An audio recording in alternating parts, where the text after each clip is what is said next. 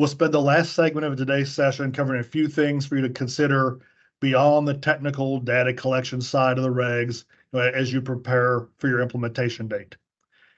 First, you can begin collecting data up to 12 months before your first required data collection date if you want to do a dry run, and also have the data available for loans originated beginning on day one.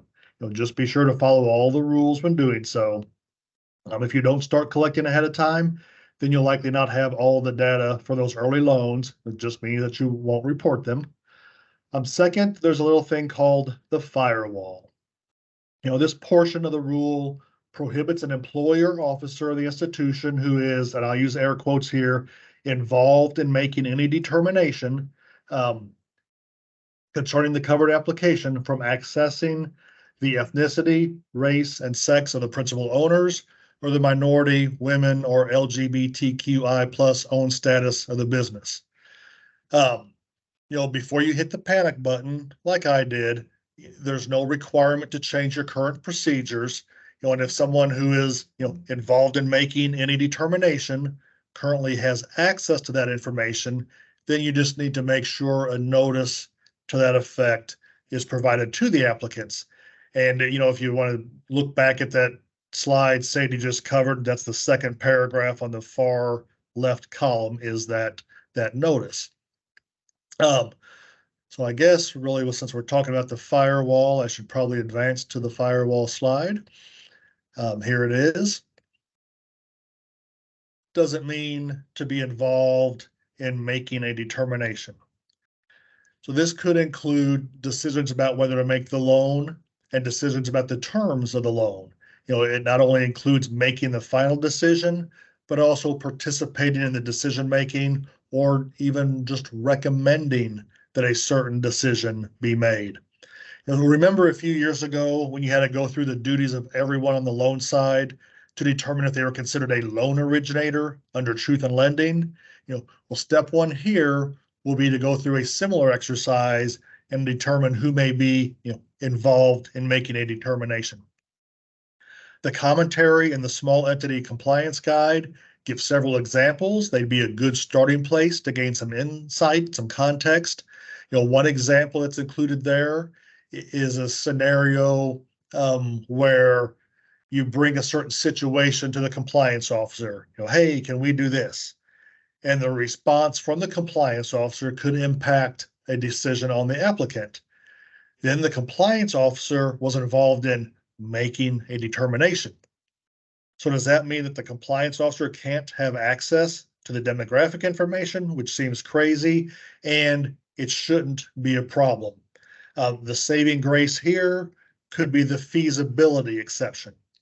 When I first heard this term, I thought, is it feasible to design a system so the decision makers will not have access to the information? But it doesn't seem to be that onerous. You can take into account relevant factors such as your size, number of officers and employees at a branch or within a line of business, the number of covered applications, staffing levels, systems, processes, policies, procedures, and on and on. Then there's a key statement, and again, quote, a covered financial institution is not required to hire additional staff, upgrade its systems, change its lending or operations processes, or revise its policies or procedures for the sole purpose of limiting who should have access. Hallelujah. So if your loan officer currently takes the application, my initial read is that can continue to happen, including a request for the demographic information of the principals in the minority, women, or LGBTQI plus owned status of the business. You just need to give that notice. The catch is that you can't carte blanche use the feasibility exception for the entire institution.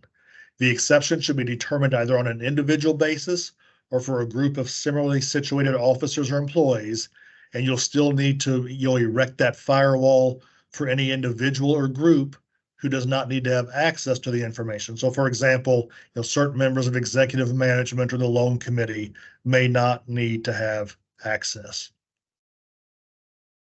All right.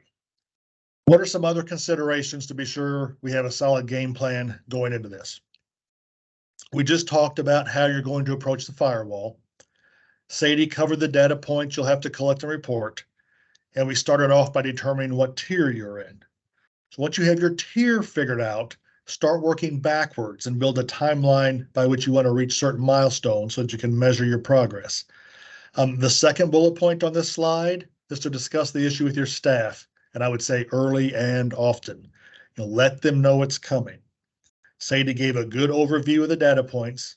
Share those with your staff so they can start thinking about how best to gather the information. Our early experience is that when this rule is introduced, the initial meeting or two will be largely consumed by, what in polite terms may be referred to as a venting session. And that's fine. Go ahead and get it out there, get it out of the way. And then think about who you want on your implementation team. And this will be different for everyone, but think about, the compliance officer, probably an obvious choice, chief credit officer, representatives from different commercial credit lines, different functions, lenders, analysts, processors. If you're a current HMDA or CRA reporter, someone involved in that function, what about an advisory director that might provide more of a customer perspective? Just give this some thought, get that team together, even if you're tier one, it'll be here before you know it.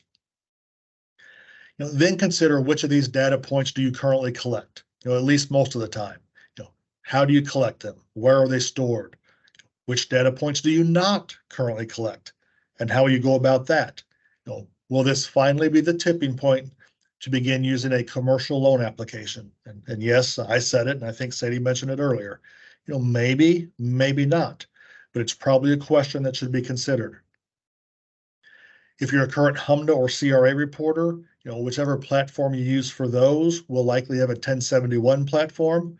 Talk to that provider about their timeline and how you can collect and store the data points to make that process run smoother.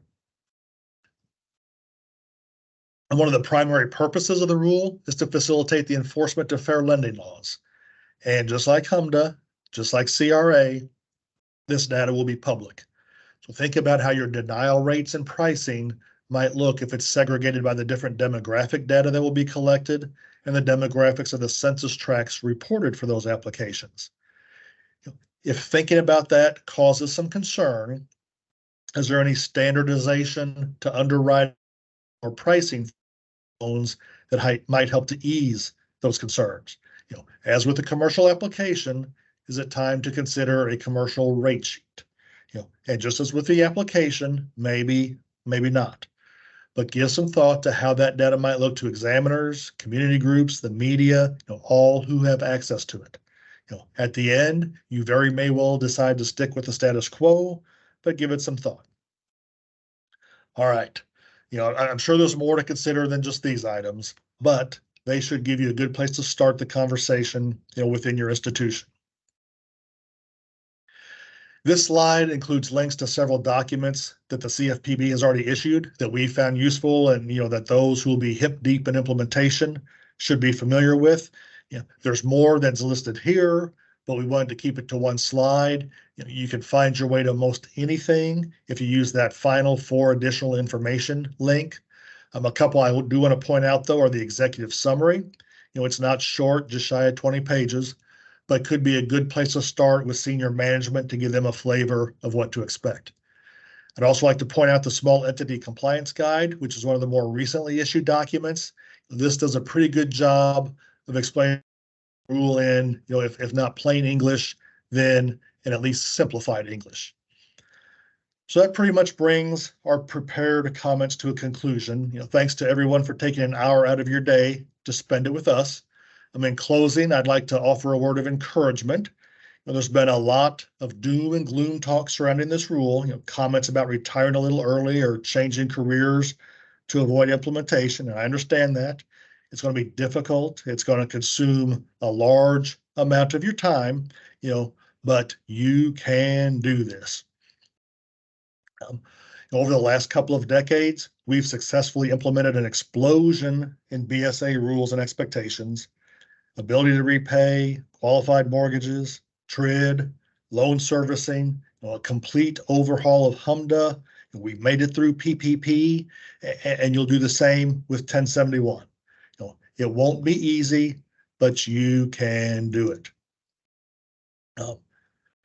So thanks again for joining us. Feel free to be in touch with Sadie or myself should you have any questions. Please keep your eyes open for our next webinar. We plan to do those about quarterly, in addition to our monthly banking blog. Our goal is to be your favorite compliance nerds. So please follow Anders and myself on LinkedIn. So thank you very much, and keep on complying.